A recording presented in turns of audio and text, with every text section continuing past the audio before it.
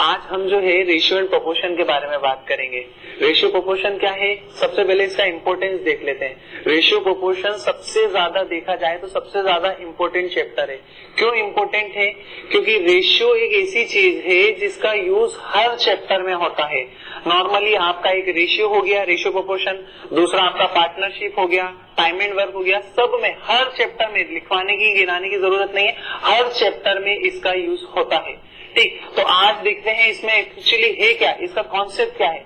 देखिए ratio proportion में होता क्या है, ऐसी कोई सी भी वैल्यू होती है, रेशियो, सबसे पहले रेशियो ले लेते हैं। ऐसी कोई सी भी वैल्यू ले लीजिए जिनको हम तब तक डिवाइड करते रहे, एक नंबर से डिवाइड होते रहे जब तक वो एक नंबर से डिवाइड होना बंद नहीं हो जाती।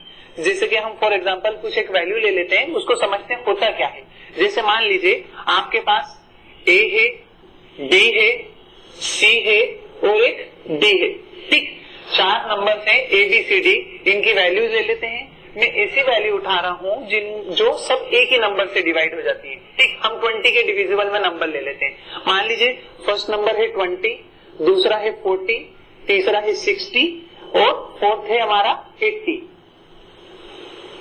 ठीक, चार नंबर है आपके पास 20, 40, 80, 60 एंड 80।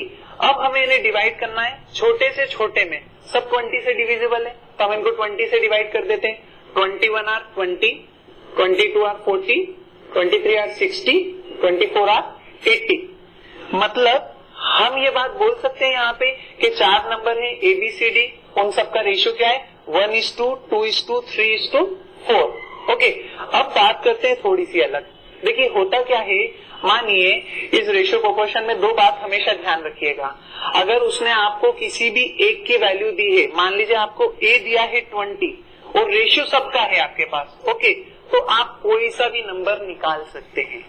या तो ए दिया है या किसी का भी एडिशन दिया है या किसी का भी सब्सट्रैक्शन दिया है, कोई से भी ए बी सी डी में से कुछ भी दिया है उसने, किसी भी दो वैल्यू का सब्सट्रैक्शन या किसी भी दो वैल्यू का एडिशन या कुछ भी दिया है, तो हम सबकी बची हुई वैल्यूज का सारी वैल्यूज निकाल सकते हैं। अगर दूसरी बात, अगर आपको उसने कुछ भी वैल्यू नहीं दी, सिर्फ रेशियो दिया है या ये भी लिख दिया साथ में, क्वेश्चंस में ये भी आ गया कि ए जो है बी से 3 टाइम ज्यादा है या 4 टाइम कम है, कुछ भी इस तरीके की बात है, तो आप कभी भी वो वैल्यूज नहीं निकाल सकते। आपको अगर वैल्यूज निकालना है तो आपको किसी भी एक वैल्यू का जानना जरूरी है, वो दिया हुआ होना ही चाहिए। जैसे कि मान लीजिए आपको उसने दिया है ए, हम कुछ भी ले सकते हैं यहाँ पे, ए डी कुछ भी ले सकते हैं। मान लीजिए उसने आपको दिया है ए प्लस डी, ओके। अब ए और डी होता कितना है, ए है हमारे पास 20, डी है हमारे पास 80, तो 20 प्लस 80 कितना होता है 100।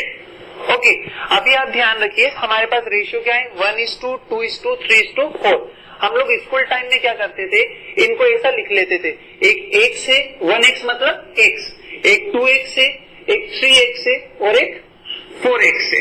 ठीक है, अब करना क्या है, उसने आपको a और d दिया इक्वल्स टू 100, मतलब a का रेशियो है 1x और d का रेशियो है 4x। मतलब आपके पास क्या लिखेंगे आप उसे, x plus 4x equals to 100।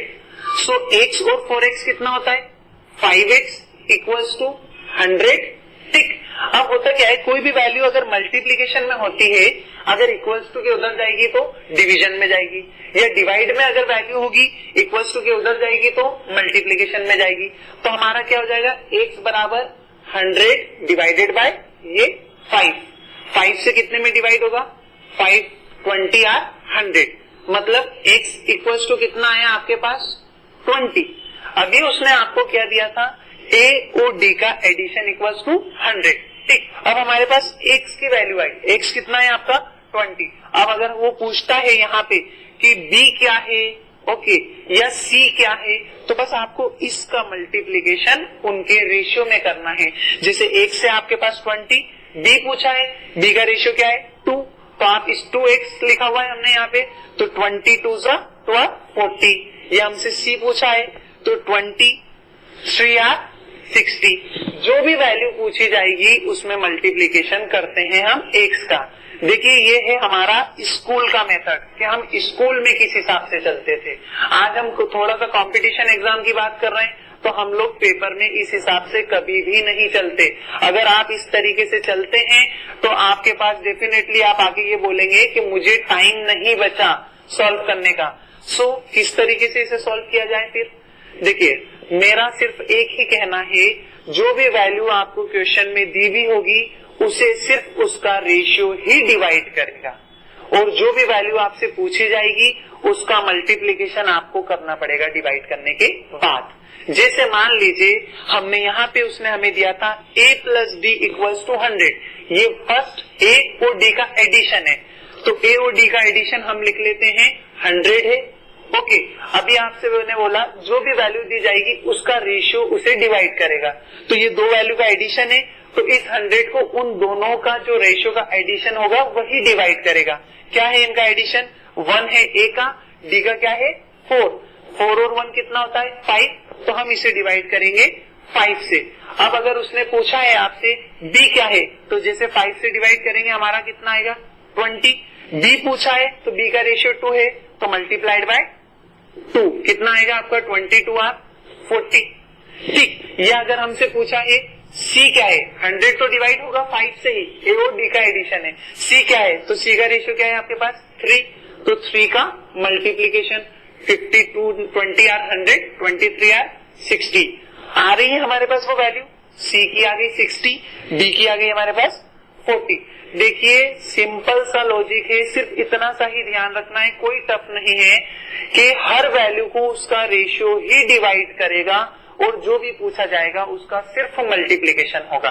ठीक, अगर आपको वो डिफरेंस देता है तो डिफरेंस को हम डिफरेंस के रेशियो से डिवाइड करेंगे और जो पूछेगा मल्टीप्लीकेशन। देख लेते हैं हम वो भी कैसे होता है। देखिए फॉर एग्जांपल वैल्यू हम यही रखते हैं 20 40 60 80, इनका रेशियो क्या है 1:2 2:3 3:4।